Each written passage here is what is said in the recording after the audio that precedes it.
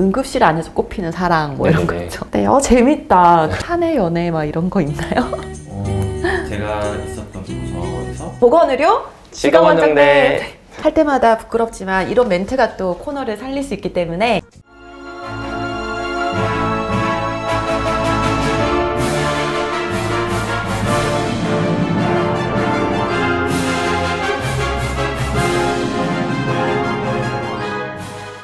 안녕하세요. 병원 언니 정지훈입니다. 오늘 제 옆에 이렇게 게스트 분이 계신데 다들 누군지 너무 궁금하실 것 같아요. 본인 소개 부탁드리겠습니다. 네, 안녕하세요. 저는 이제 28살 남자 간호사 김민건입니다.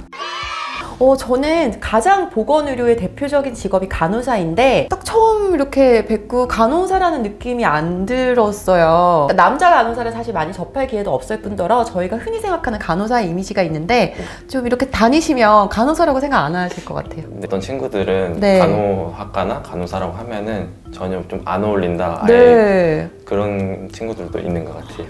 오늘 좀 훈훈합니다, 여러분. 그러면 이제 두 군데 직장에, 병원 직장에 계셨던 거네요. 야간만 계신다는 거는 이제 수술을 하고 입원하시는 분들을 집중적으로 이렇게 네네. 케어해주는. 그래서 이렇게 낮에 또 시간을 네네네. 활용하실 수가 있구나. 네네. 그런 장점이 있는 것 같습니다. 누구나 뭐 간호사 하면 어떤 업무인지는 알지만 그래도 업무를 좀 소개해주면 도움될 것 같습니다. 보통 제가 현재 하고 있는 업무 같은 경우에는 저는 이제 야간 전담을 하다 보니까 입원을 제가 받지는 않고 수술하신 분들이나 수술을 하기 위해 오신 분들을 이제 저희가 간호를 해드리는데, 그래서 보통 수술 준비나 수술 후에 간호를 보통 해드리는 것 같아요. 야간에 보통 아프시거나 이런 경우가 있어서 대부분 수술하시고 나서 하루 이틀 정도는 좀 통증을 많이들 호소하세요. 그래서 그때는 이제 진통제를 달라고 하시는 분들이나 밤사이에 무슨 일이 있는지 안전적인 부분에서도 저희가 돌아다니면서 이제 좀 환자분들을 간호하는 것 같아요. 그러면 아무래도 이제 딱 정형외과만 하는 병원이니까 네네네. 주로 뭐 허리나 네. 이런 척추나 이쪽 수술. 네, 척추관절병원이라고 해서 보통 많이들 어깨, 허리, 뭐 고관절 아니면 팔다리 이런 데로 좀 많이 오시는 것 같아요. 그러면은 수술하고 이렇게 기간이 얼마 지나지 않았을 때는 좀 네. 밤에 많이 아파하시겠네요. 네네네. 그래가지고 무통주사로 들어가는 경우 동안이 가장 제일 아프신 기간인 것 같아요. 그럼 주사도 드려야 되고 또 특별한 뭐 사항은 없는지 네네. 계속해서 그러니까 거의 그러면 밤에 깨어 계신 거네요. 네네네. 그런 업무를 하고 계시구나. 그러면은 그 전에 근무하셨던 대학병원과 지금 근무하는 곳의 가장 큰 차이는 뭔가요? 일단은 첫째로는 병원 규모가 좀 많이 바뀐 것 같아요. 네. 대학병원에서 근무를 하다가 좀 흔히들 말씀하시는 로컬 병원이라고 네네네. 좀 소규모 병원으로 이직을 했고, 그전에는 3교대에서 이제 내과계 중환자실에 제가 일을 했었거든요. 근데 이제 내과에서 완전 이제 외과로 네, 전향을 하게 된 그런 케이스인 것 같아요. 그러면은 전에 대학병원 거기가 이제 엄청 들으면 다 아는 우리나라에서 가장 유명한 대학의 병원이잖아요. 네. 거기는 그럼 중환자학과, 내과 중환자라고 하셨으면 중환자. 중증가 뭐 엄청 높은 네네네. 거네요. 마음의 부담이. 네, 아무래도 네. 좀 심리적으로도 좀 많이 부담이 됐던 것 같고, 업무적인 측면에서도 좀 많이 힘들었던 것 같아요. 그럴 것 같아요. 참 세상에 간호사분들이 없으면 안 되는 것 같아요. 그 모든 것들을 간호사 하면 케어 이렇게 생각을 하니까. 세 번째 질문은 간호사라는 직업을 선택하게 된 계기가 저도 너무 궁금합니다. 일단은 첫 번째로는 이제 부모님의 권유가 좀 컸던 것 같아요. 요즘 이제 한창 취업이 잘 안 되는 시기에 좀 간호사를 하면은 취업이 잘 된다. 면허증이 있으면은 어디서든 병원에서 근무를 할 수 있다.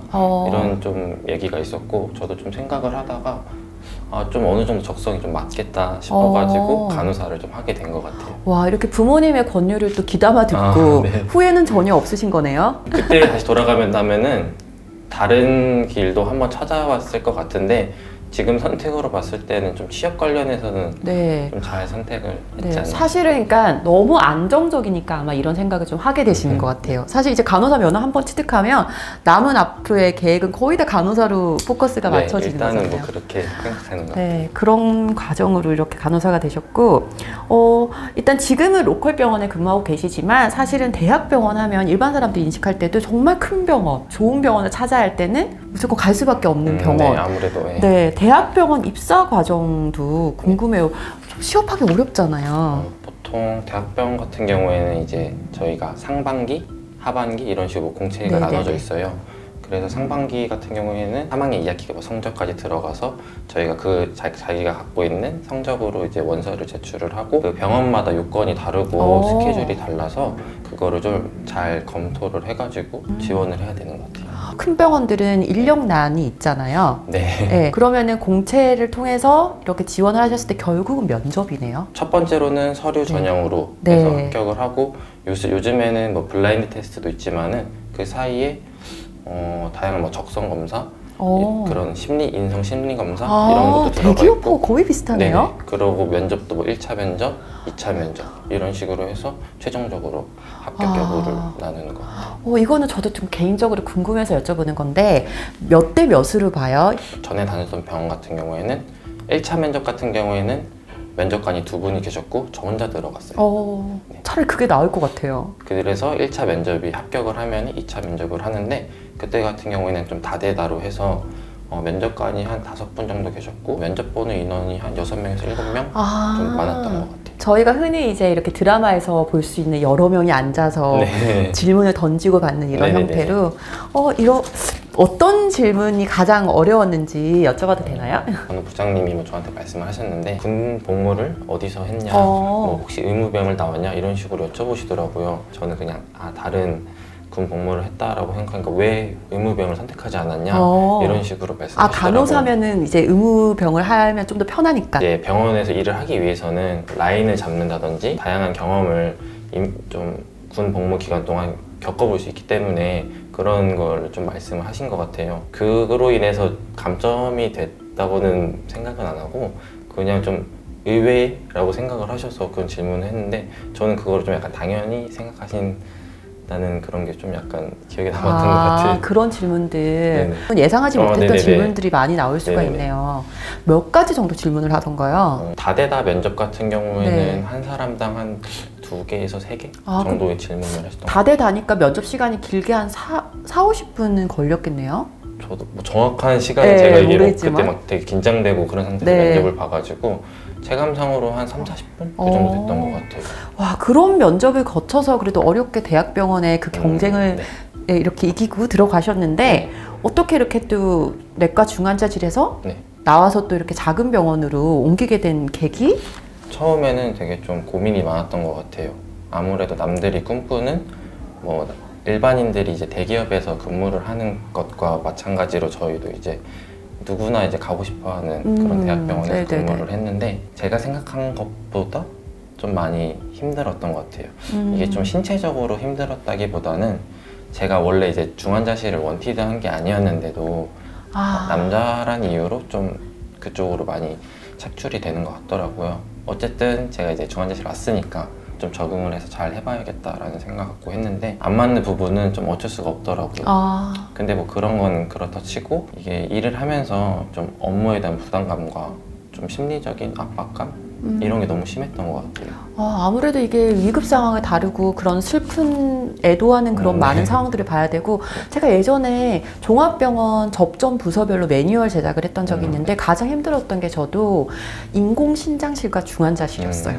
저는 이상하게 그때 참 저도 마음이 조금 힘이 들더라고요. 그러면 과를 이렇게 선택을 할 수 있었다면 어떤 과를 가고 싶었어요? 저희가 이제 맨 처음에 그 원티드를 할 때 뭐 병원마다 다르겠지만 어느 부서를 원하냐 이런 식으로 적혀있는 병원도 있고 제가 다녔던 병원 같은 경우에는 뭐 병동, 특수 파트 이런 식으로 나눠져 있더라고요. 근데 제가 그때 다시 돌아간다면 그러면 저는 이제 내과를 말고 외과 관련해서 선택을 했지 않았을까 싶습니다. 보통 이렇게 간호대 보니까 성비가 뭐 남자 여자가 8대2, 7대3 이렇게 된다고 들었는데 대학병원 재직 당시에 남자 간호사의 수나 비중은 어떻게 됐었나요? 좀 비슷한 것 같아요. 제가 일했던 중환자실 같은 경우에는 다른 병동에 비해서 좀 비율이 높은 편에 속했고 그 비율이 아까 말씀하셨던 것처럼 8대2에서 한 9대1 정도 되는 것 같고 병동 같은 경우에는 오히려 더 적은 편인 것 같아요. 와, 남자분이 그거네요. 청일점처럼 이렇게. 네, 약간 그런 것 같아요. 이렇게 이런 거 질문해도 되나요? 사내 연애 막 이런 거 있나요?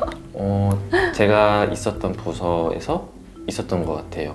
이제 같은 부서에서 계셨던 분이 근데 이제 한 분은 이제 다른 병동으로 로테이션을 하셨고 그 두 분은 현재 뭐 결혼을 해서 잘 지내고 계시더라고요. 결혼까지. 네네. 저는 일하면서 봤어요. 뭐 원무과랑 간호사 병동 분이라든지 네, 또 보니까 응급실에도 남자분들이 있으시더라고요. 네네네. 또 그럼 응급실 안에서 꼽히는 사랑 뭐 이런 네네네. 거죠. 네, 재밌다. 그러니까 닥터분들이랑 아무래도 밀접한 커뮤니케이션을 해야 네네. 되는데 막 흔히 이런 얘기들이 돌더라고요. 관계가 막 안 좋다, 힘들다. 실제로 의사랑 일을 안 할 수는 없으니 네네네. 관계는 밀접한 어떤 관계. 편인가요? 사람마다, 병원마다, 부서마다 이건 너무 다를 것 같아요. 근데 어느 정도는 제 생각은 좀 일리가 있다고 생각을 하고요. 왜 사람들이 그렇게 생각하는지 좀 알 것 같아요. 아무래도 같이 일하는 게 되게 많고 근데 이제 닥터 같은 경우에는 좀 예민하신 분들이 좀 많으신 네네. 편인 것 같아요.